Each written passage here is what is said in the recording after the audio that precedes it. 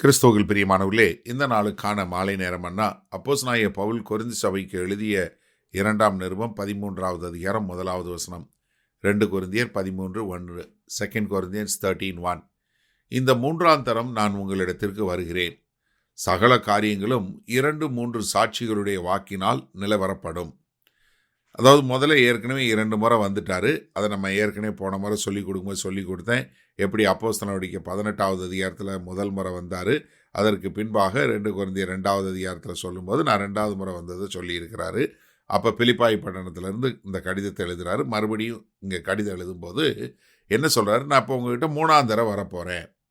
அப்போ ஏற்கனவே 2 முறை வந்துட்டேன். முதல் முறை வந்தப்போ கிட்டத்தட்ட ஒரு 18 மாதங்கள் இருந்தார். 2வது முறை ரொம்ப கொஞ்சம் ஷார்ட் ட்ரிப்பு. இப்போ 3வது முறை நான் உங்ககிட்ட வரப்போகிறேன். அப்போ 3 முறை வரும்போதும் நான் என்ன 2-3 தடவை வந்து உங்ககிட்ட நான் பார்த்துட்டேன். அப்போ நான் உங்ககிட்ட சொல்லும்போது எந்த ஒரு காரியமும் 2 அல்லது 3 சாட்சிகள்னால நிலவரப்பட வேண்டும். இது யார் சொல்லியிருக்கா? மோசே சொல்லியிருக்கிறார். மோசே தன்னுடைய இதில் எழுதும்போது உபாகம புஸ்தகம் 19:15 சொல்லும்போது, ஒருவன் எந்த அக்கிரமத்தையாவது எந்த பாவத்தையாவது செய்தான் என்று சொல்லப்பட்டால் ஒரே சாட்சியினால் நியாயம் தீர்க்கக்கூடாது. என்ன பண்ணணும்? 2-3 சாட்சிகளுடைய வாக்கினாலே காரியம் நிலைவரப்படக்கூடாது.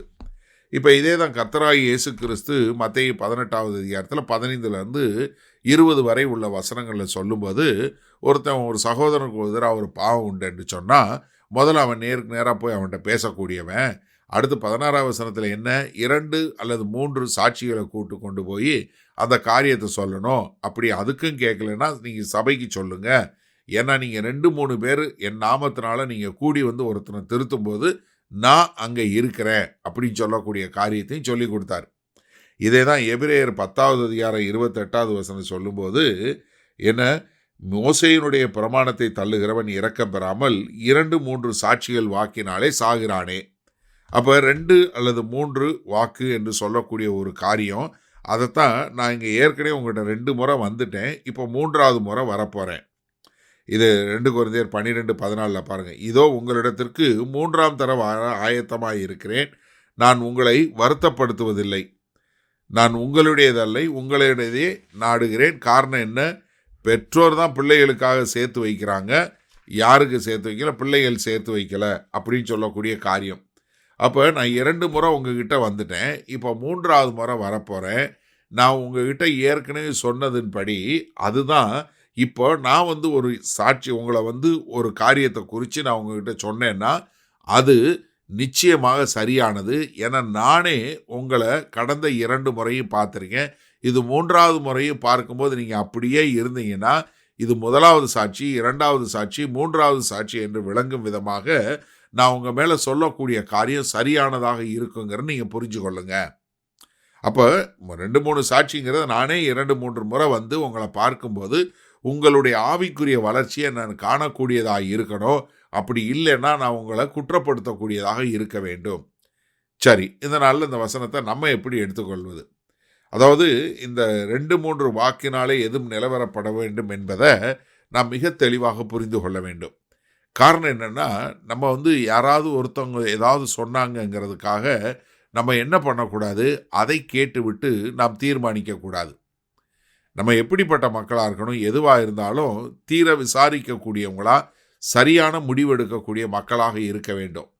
ஆவிக்குரிய காரியமாக இருந்தாலும் சரி, மாம்சமான காரியமாக இருந்தாலும் நம்ம இப்படி 2-3 சாட்சிகள் நிலவரப்படும்படியாக நம் காரியங்களை செய்கிறவங்களாக இருந்தோம்னா நம்ம பிழை விட மாட்டோம்.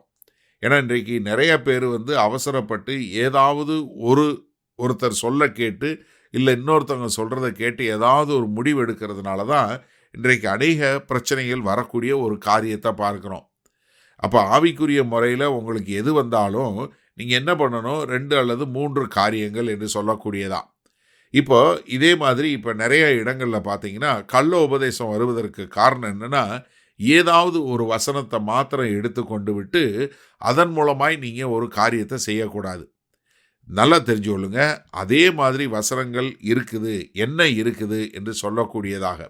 அதனால தான் கர்த்தராகிய இயேசு கிறிஸ்துவை சாத்தான் வந்து சோதிக்கும்போது அவன் வேத வசனத்தை தான் சொல்கிறான். ஆனால் கர்த்தர் என்ன சொல்கிறாரு? மேலும் எழுதியிருக்கிறபடி. அப்ப என்னன்னா, நீங்க வேத வசனத்தை நன்றாக கற்றுக்கொண்டு எந்த ஒரு காரியம் பிரசங்கம் பண்ணாலும், இல்ல எந்த ஒரு காரியத்தை கர்த்தத்துவத்தில் நீங்க வந்தாலும், அதற்கான 2 அல்லது 3 வசனங்களை எடுத்து, அது காரியம் இப்படி இருக்கிறதா என்று கற்றுக்கொண்டு, அதன் மூலமாய் நீங்கள் கர்த்தத்துவங்களை கற்றுக்கொள்ள வேண்டுமே ஒழிய, ஒரு வசனத்தின் அடிப்படையில் நீங்க வந்தீங்கனாலே, அது தவறுதலான பிரசங்கமாக மாறிவிடும். அப்ப சரியாக புரிந்து கொள்வோமா? வல்ல பிதாவே, இதோ அந்த வேத வசனங்களை நாங்கள் பகுத்தறியும் போது, ஆண்டவரே, ஒரு வசனத்தை கொண்டு நாங்கள் தவறான உபதேசத்திற்குள் போகாதபடி எங்கள் தேவன் பாதுகாத்து கொள்ளுங்க. நாங்கள் ஒவ்வொரு காலமும் அந்த வேத வசனத்தை கற்றுக்கொண்டு 2, 3 வசனங்கள் மூலமாய் சரியான முறையில் நாங்கள் எங்களுடைய காரியங்களை கற்றுக்கொள்ள எங்கள் தேவன் எங்களுக்கு கிருபையும் இரக்கமும் பாராட்ட வேண்டுமாய் இயேசு கிறிஸ்துவின் மூலம் ஜெபிக்கிறோம் வல்ல பிதாவே. ஆமேன். கர்த்தர் உங்களை ஆசீர்வதிப்பாராக. நாம் இன்று நாளை காலை தினசரி தியானத்தில் சந்திப்போம். Good night.